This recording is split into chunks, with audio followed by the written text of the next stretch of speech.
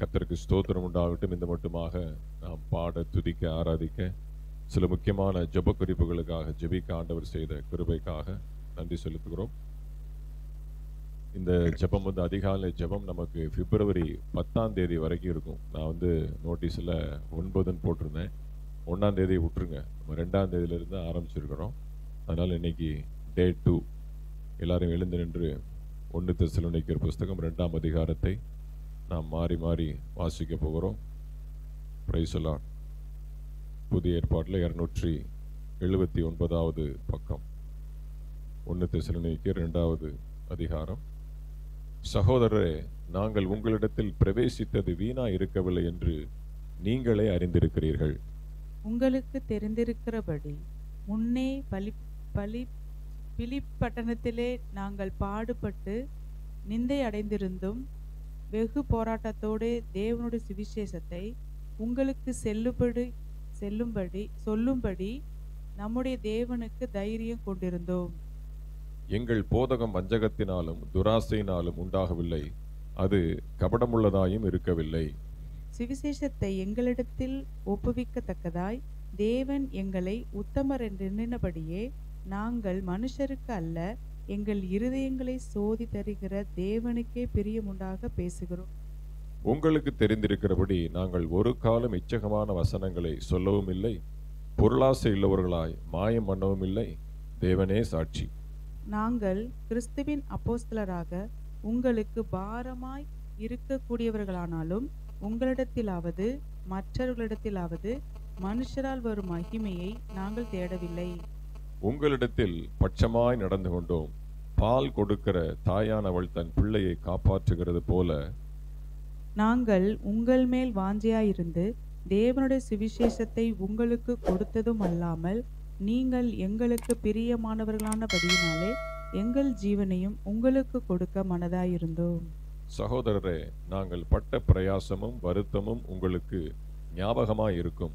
உங்களில் ஒருவனுக்கும் பாரமாயிராதபடிக்கு இரவும் பகலும் நாங்கள் வேலை செய்து தேவனுடைய சுவிசேஷத்தை உங்களிடத்தில் பிரசங்கித்தோம். விசுவாசிகளாகிய உங்களுக்குள்ளே நாங்கள் எவ்வளவு பரிசுத்தமும் நீதியும் பிழையின்மையுமாய் நடந்தோம் என்பதற்கு நீங்களும் சாட்சி, தேவனும் சாட்சி. நீங்களும் சாட்சி, தேவனும் சாட்சி. மேலும் தம்முடைய ராஜ்யத்திற்கும் மகிமைக்கும் உங்களை அழைத்த தேவனுக்கு நீங்கள் பாத்திரராய் நடக்க வேண்டும் என்று தகப்பன் தன் பிள்ளைகளுக்கு சொல்லுகிறது போல நாங்கள் உங்களில் ஒவ்வொருவனுக்கும் புத்தியும் தேறுதலும் எச்சரிப்பும் சொன்னதை அறிந்திருக்கிறீர்கள். ஆகையால் நீங்கள் தேவ வசனத்தை எங்களாலே கேள்விப்பட்டு ஏற்றுக்கொண்ட போது அதை மனுஷர் வசனமாக ஏற்றுக்கொள்ளாமல் தேவ வசனமாகவே ஏற்றுக்கொண்டதினாலே நாங்கள் இடைவிடாமல் தேவனுக்கு ஸ்தோத்திரம் செலுத்துகிறோம். அது மெய்யாகவே தேவ வசனம்தான். விசுவாசிக்கிற உங்களுக்குள்ளே அது பலனும் செய்கிறது. எப்படியெனில் சகோதரரே, யூதேயா தேசத்தில் கிறிஸ்து இயேசுவுக்குள்ளான தேவனுடைய சபைகளை நீங்கள் பின்பற்றுகிறவர்களாகி அவர்கள் யூதராலே எப்படி பாடுபட்டார்களோ அப்படியே நீங்களும் உங்கள் சுய ஜனங்களாலே பாடுபட்டீர்கள்.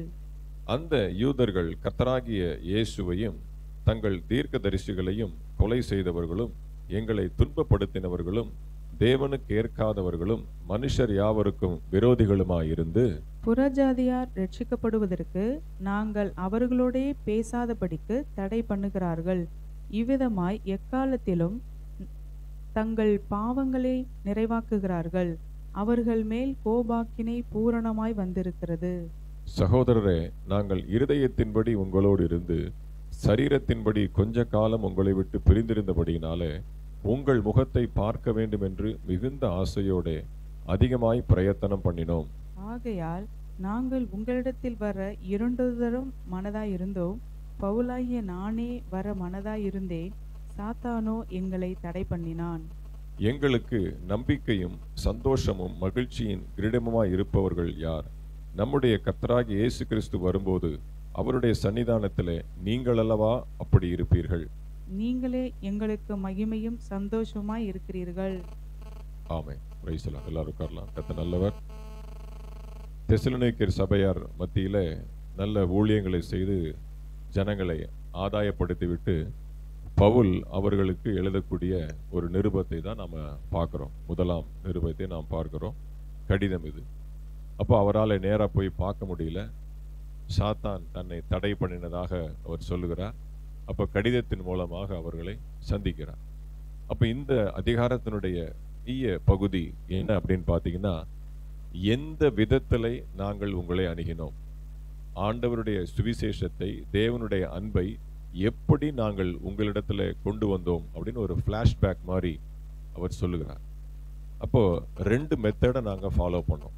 உங்கள்கிட்ட வந்து நாங்கள் ஆண்டவருடைய அன்பை விதைத்து உங்கள் ஆத்துமாக்களை ரட்சித்து சபையாராக விசுவாசிகளாக மாற்றுவதற்கு 2 மெத்தடை நாங்கள் ஃபாலோ பண்ணோம் அப்படின்னு சொல்லுகிறார். அது என்ன அப்படின்னு பார்த்தீங்கன்னா, அதில் 7வது வசனத்தை நாம் வாசிக்கும் பொழுது, பால் கொடுக்கிற தாயானவள் தன் பிள்ளையை காப்பாற்றுகிறது போல. ஃபர்ஸ்ட் மெத்தட் என்ன? ஒரு தாயை போல நாங்கள் உங்கள்கிட்ட வந்தோம். யாரு? பால் கொடுக்கிற தாய், சாதாரண தாய் இல்லை. பால் கொடுக்கிற தாயானவள் தன் பிள்ளையை காப்பாற்றுகிறது போல உங்களிடத்துல நாங்கள் முதல்ல வந்தோம். ஃபர்ஸ்ட் மெத்தட் அப்படி வந்தோம். 2வது மெத்தட் என்ன? 12வது வசனம், தகப்பன் தன் பிள்ளைகளுக்கு சொல்லுகிறது போல நாங்கள் உங்களில் ஒவ்வொருவனுக்கும் புத்தியும் தேறுதலும் எச்சரிப்பையும் சொன்னதை நீங்கள் அறிந்திருக்கிறீர்கள். அப்ப 2 மெத்தட், தாயை போலவும் தகப்பனை போல, தாயை போல தகப்பனை போல உங்களிடத்தில் வந்து தேவனுடைய அன்பை உங்களுக்கு சொல்லி உங்களை நாங்கள் ஆதாயப்படுத்தி கொண்டோம். அப்ப இந்த மெத்தடை தான் நாம ஃபாலோ பண்ணணும். ஆண்டவருடைய அன்பை சொல்வதற்கு நாம் என்ன பண்ணணும்? ஒரு தாயை போல் அணுகணும். அதாவது எல்லாருக்குமே ஒரு பொதுவா தேவனுடைய பிள்ளைகளுக்கு, கிறிஸ்துவர்களுக்கு என்ன பழக்கம் அப்படின்னா, சுவிசேஷம் சொல்வதற்கு ஒரு ஸ்டாண்டர்டு ஃபார்முலா வச்சிருக்கிறாங்க. என்ன வச்சிருக்கிறாங்க? ஒரு ஸ்டாண்டர்டு ஃபார்முலா வச்சிருக்கிறாங்க. அந்த ஃபார்முலா சில நேரம் ஒர்க் அவுட் ஆகும், சில நேரம் ஒர்க் அவுட் ஆகாது. அல்லேலூயா. அந்த சூழலுக்கு தகுந்த மாதிரி, அந்த குடும்பத்துக்கு தகுந்த மாதிரி, அந்த நபருக்கு தகுந்த மாதிரி நாம் என்ன பண்ணணும்? ஆண்டவருடைய அன்பை சொல்லணும். அவருடைய அன்பை சொல்லுவதிலே நமக்கு எந்த விதமான பிரதிபலனும் கிடையாது, உலக பிரகாரமான எந்த ஆதாயமும் கிடையாது. நான் பெற்ற அந்த ரட்சிப்பை அவர்கள் பெறணும், அதுதான் நம்மளுடைய நோக்கம். அந்த ஆர்வத்துல, அந்த நல்ல எண்ணத்தை நாம் என்ன பண்றோம்? பிராக்டிக்கலா செயல்முறைப்படுத்தும் போது அதை சரியான முறைப்படி செய்யாததுனால தான் நம்ம என்ன பண்றோம்? பல பிரச்சனைக்கு நாம் வருகிறோம். முதல்ல அங்க சொல்லப்பட்டிருக்கு, பால் கொடுக்கிற தாயானவள் தன் பிள்ளையை காப்பாற்றுகிறது போல். முதல்ல நாங்க எப்படி உங்கள்கிட்ட வந்தோம் அப்படின்னா, தாயை போல வந்தோம். எப்படி தாயை போல வந்தோம்? வாசிங்க 1 யோவான் புஸ்தகம் 3வது அதிகாரம் 17-18. 1 யோவான் 3வது அதிகாரம் 17-18. ஒருவன் இவ்வுலக ஆஸ்தி உடையவனாயிருந்து தன் சகோதரனுக்கு குறை சொல்லுண்டு என்று கண்டு தன் இருதயத்தை அவனுக்கு அடைத்து கொண்டால் அவனுக்குள் தேவ அன்பு நிலை கொள்ளுகிறது எப்படி? என் பிள்ளைகளே, வசனத்தினாலும் நாவினாலும் அல்ல, கிரியையினாலும் உண்மையினாலும் அன்பு கூற கடவோம். அப்ப பிஃபோர் டெல்லிங் தி காஸ்பல், ஆண்டவருடைய சுவிசேஷத்தை, அன்பை சொல்லுகிறதுக்கு முன்பாக நம்முடைய இருதயத்தை எந்த விதத்திலும் அடைத்து கொள்ளக்கூடாது. நமக்கு முன்பாக இருக்கக்கூடிய நபர் எப்படிப்பட்டவரோ அவரை முதல்ல பேச விடணும். அவருடைய சூழல் என்ன, அவர் எந்த நிலைமையில் இருக்கிறார். எடுத்த உடனே போய் இயேசு உன்னை நேசிக்கிறார், இயேசு உன்னை குணமாக்குகிறார், இயேசு உன்னை தூக்கி விடுகிறார். இருங்க, அங்க என்ன சொல்லப்பட்டிருக்கு? 18வது வசனத்துல, வசனத்தினாலும் நாவினாலும் அல்ல. முதல்ல வாயவே திறக்காதீங்கன்றார். உங்க நாக்க முதல்ல யூஸ் பண்ணாதீங்க. உங்களுக்கு தெரிஞ்ச பைபிள் வசனத்தெல்லாம் அள்ளி கொட்டாதீங்க. வசனத்தினாலும் நாவினாலும் அல்ல. ஃபர்ஸ்ட் எதனால அப்படின்னு சொல்ல போட்டா, கிரியையினாலும் உண்மையினாலும் அன்பு கூறணும்.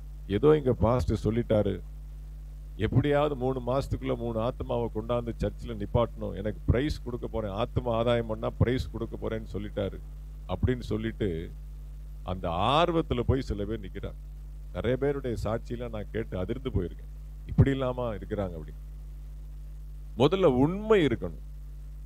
அந்த ஆத்மா தேவனுக்கு முன்பாக போய் சேர வேண்டும், அந்த ஆத்மாவுக்கு நான் உத்தரவாதம் எடுத்துக்கிறேன் அப்படின்னு சொல்லி என்ன பண்ண, உண்மையினாலும் கிரியையினாலும் அன்பு கூற கடவோம். அதான் ஃபர்ஸ்ட் முக்கியம். இந்த இந்த இந்த உண்மை யாருக்கு இருக்குன்னா, ஒரு பெற்ற தாய்க்கு தான் இருக்கு. நான் பெற்றுட்டேன், என்மேல் விழுந்த கடமை இது. நான் உண்மையா அந்த தாய்ங்கிற அந்த ஸ்தானத்துக்கு நான் உண்மையா இருக்கணும். நாளைக்கு எந்த விதத்துல என் பிள்ளை குறை சொல்லிடக்கூடாது, எனக்கு நேரத்துக்கு நீ சாப்பாடு போடலை, என் மேல அன்பு செலுத்தலை, அதை பண்ணலை அப்படின்னு. அப்போ உண்மை ரொம்ப முக்கியம். காஸ்பல் சுவிசேஷம் சொல்றதில்ல. அப்ப தாயை போல உண்மையாகவும் அன்பு கூறணும். ஃபர்ஸ்ட் முதல்ல அன்பு செலுத்தணும். அவன் போய் ட்ரெஸ் இல்லாம இருக்கிறான், சாப்பாடு இல்லாம இருக்கிறான், அவன்கிட்ட போய் நீ நல்லாரு. அது இன்னொரு வசனம் பாருங்க, யாக்கோபு நிருபம் 2வது அதிகாரம் 15-16 வாசிங்க. யாக்கோபு 2:15-16.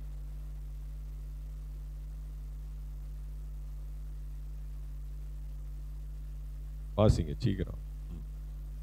ஒரு சகோதரனாவது சகோதரியாவது வஸ்திரம் இல்லாமலும் அனுதின ஆகாரம் இல்லாமலும் இருக்கும்போது உங்களில் ஒருவன் அவர்களை நோக்கி, நீங்கள் சமாதானத்தோட போங்கள், குளிர் காய்ந்து பசியாருங்கள் என்று சொல்லியும் சரீரத்திற்கு வேண்டியவைகளை அவர்களுக்கு கொடாவிட்டால் பிரயோஜனம் என்ன? பாருங்க, ஒருத்தன் குளிர்ல நம்ம எல்லாம் இப்ப சொட்டு போட்டிருக்கிறோம், குல்லா போட்டிருக்கிறோம். ரோட்ல ஒருத்தன் இப்ப ஏன் தெரியுமா நாயெல்லாம் கடிக்கிறது இல்லை, கத்துறது இல்லை, அதுவே குளிர்ல அடங்கி போயிருக்கு. எவன் வந்தான்னா போனான்னு அப்படின்ட்டு பேசாம குளிர்த்து அது ஒரு ஓரத்துல. நானே ஆச்சரியப்பட்டேன், ஒரு நாய் கூட குலைக்கலை அப்படின்னு. அப்போ ஒருத்தன் குளிர்ல பஸ் ஸ்டாண்ட்ல படுத்து கிடக்குறான், அவன்கிட்ட போய் ஏசு உன்னை ஆசீர்வதிக்கிறார், நீ சமாதானமா இரு, நீ குளிர்காயிருந்து இரு அப்படின்னு சொல்லி, முதல்ல எனக்கு பெட்ஷீட் கொடுறா, முதல்ல எனக்கு போர்வை கொடு, குளிர்ல நடுங்கிட்டு இருக்கிறேன், அப்புறம் நான் நீ சொல்றதை கேட்கிறேன். அப்போ அதுதான் தாயினுடைய அன்பு. முதல்ல கொடுக்கணும், கொடுக்கறதா ஊழியம். ஆண்டவருடைய அன்பை கொடுக்கறதுல காண்பிக்கணும், அதான் ஃபர்ஸ்ட். நாவினாலும் வசனத்தினாலும் அல்ல. அல்லேலூயா.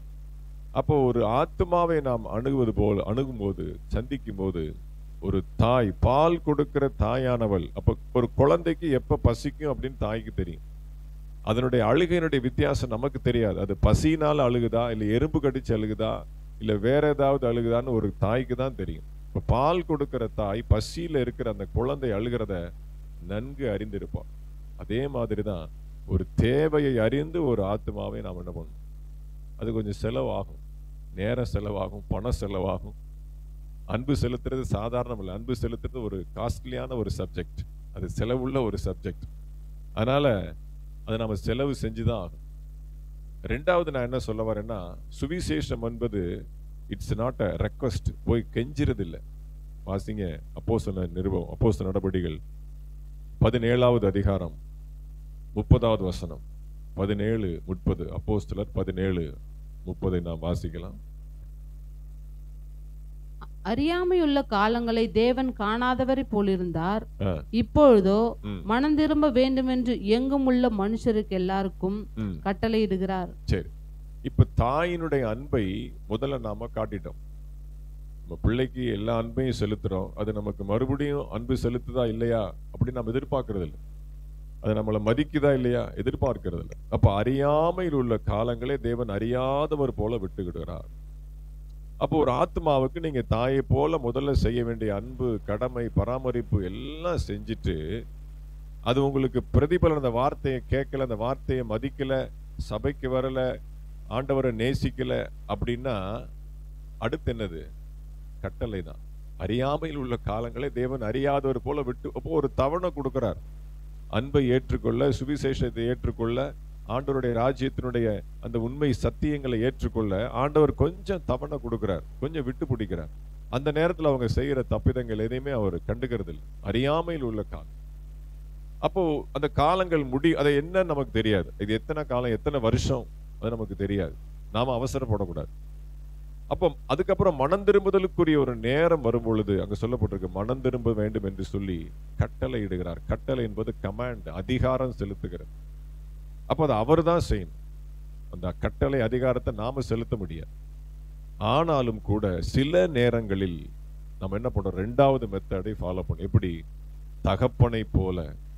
தகப்பன் என்ன பண்ணுகிறான் அப்படின்னா, அங்க 3 காரியம் சொல்லப்பட்டிருக்கு. 12வது வசனத்தை வாசிங்க. 1 தெசலோனிக்கர் 2:12 வாசிங்க.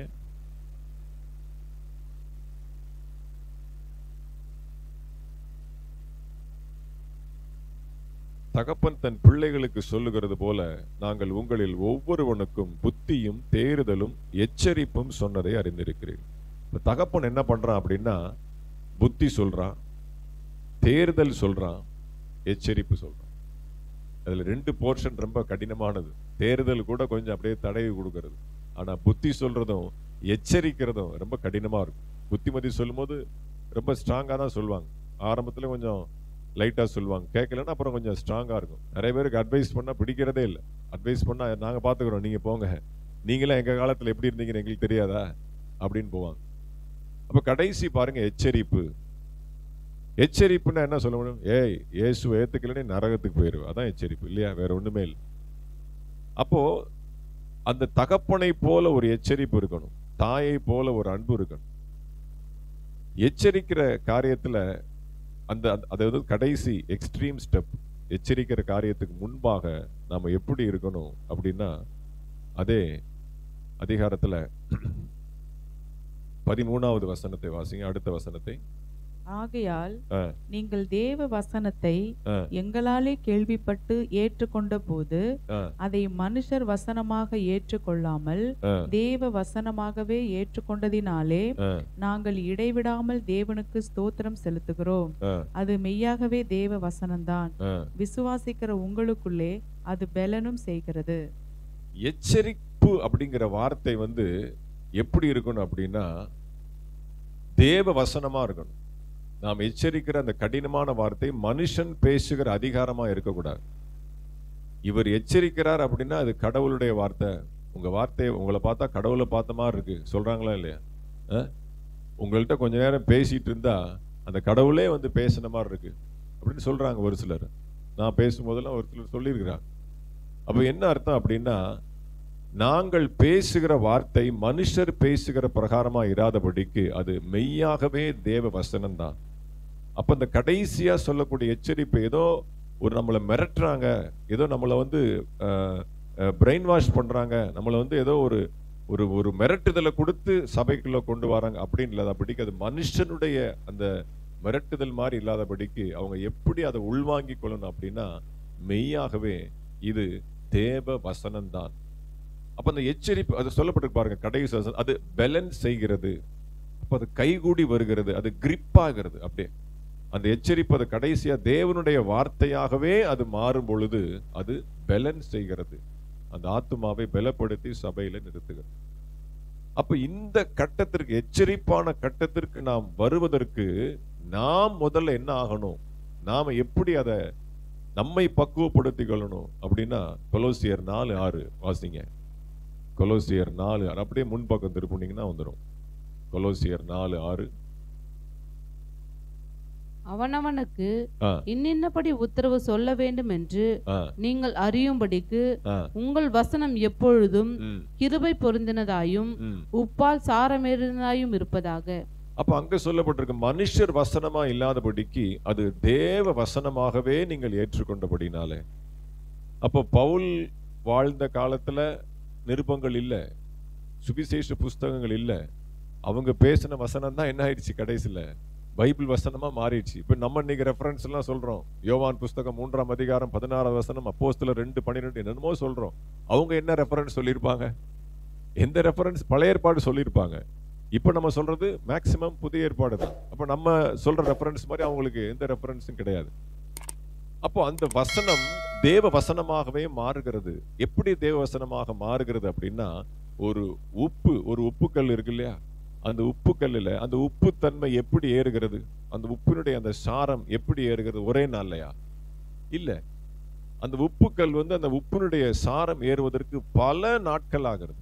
பல நாட்கள் ஆனதுக்கு அப்புறம் தான் அந்த உப்பினுடைய தன்மை, அந்த உப்பு தன்மையே, அந்த சாரமே அதில் ஏற்றப்படுகிறது. அப்ப அந்த அளவுக்கு நம்முடைய வாழ்க்கை ஜபத்தினாலும், முதல்ல ஜபத்தினாலும், நம்முடைய நற்சாட்சியினாலும், நம்முடைய எல்லா விதமான நற்கிரியைகளினாலும் நாம் சாரமேற்றப்பட்டவர்களாய் இருந்ததுக்கு அப்புறம் நாம பேசணும்னா அந்த வார்த்தையில உப்புத்தன்மை இருக்கும். அப்ப நாம பேசுகிற வார்த்தையில அனுபவம் இல்லாத வார்த்தைகளாக, நான் பிறருக்கு தான் அட்வைஸ் பண்ணுவேன், பிறருக்கு தான் புத்தி சொல்வேன், பிறருக்கு தான் எச்சரிப்பா இருப்பேன். இப்ப நம்ம எல்லா காஸ்பலையும் பேசிட்டு இப்ப என்ன பண்றாங்க, ஆசாரியனுடைய உதடுகளில் தேடுகிறது தேவனுடைய வசனம் சொல்லப்பட்டிருக்கு. ஆனா இன்னைக்கு ஆசாரியனுடைய உதடுகளை பார்க்கறதுக்கு முன்னாடி மொபைல் தான் பாக்குறாங்க. பாஸ்டர் என்ன ஸ்டேட்டஸ் வச்சிருக்கிறார், எனக்கு காஸ்பல் சொன்ன சுவிசேஷன் சகோதரி என்ன ஸ்டேட்டஸ் வச்சிருக்கிறாங்க, அந்த ஸ்டேட்டஸ்ல போய் நீங்க சினிமா பாட்டை வச்சிருந்தீங்கன்னா அந்த ஸ்டேட்டஸ்ல போய் நீங்க மீம்ஸையும் ட்ராலையும் வச்சிருந்தீங்கன்னா அப்போ உங்களுக்கு சாரம் இல்லை. சாரம் இல்லாத உங்கள் வாழ்க்கையினால நீங்கள் சொல்லுகிற வார்த்தை எப்படி மெய்யாகவே தேவ வசனம் தான் என்று சொல்லி அவர்கள் எப்படி ஏற்றுக்கொள்ள முடியும்? அந்த வார்த்தை எப்படி பேலன்ஸ் செய்யும்? அப்போ அந்த அந்த எச்சரிப்பான அந்த கடுமையான கட்டத்திற்கு நாம் வருவதற்கு முன்பாக நாம் சாரமேற்றப்பட்டவர்களா இருக்க வேண்டும். நம்மிடத்திலே உப்புத்தன்மை உள்ளவர்களா இருக்க வேண்டும். அப்பதான் அது பேலன்ஸ் செய்யும். அது நமக்கும் ஆசீர்வாதமா இருக்கும், அவங்களுக்கும் ஆசீர்வாதமா இருக்கும். இந்த காரியத்திலே கர்த்தர் நமக்கு உதவி செய்வாரா? எல்லாரும் கண்களை மூடி நாம் ஜெபிக்க போகிறோம்.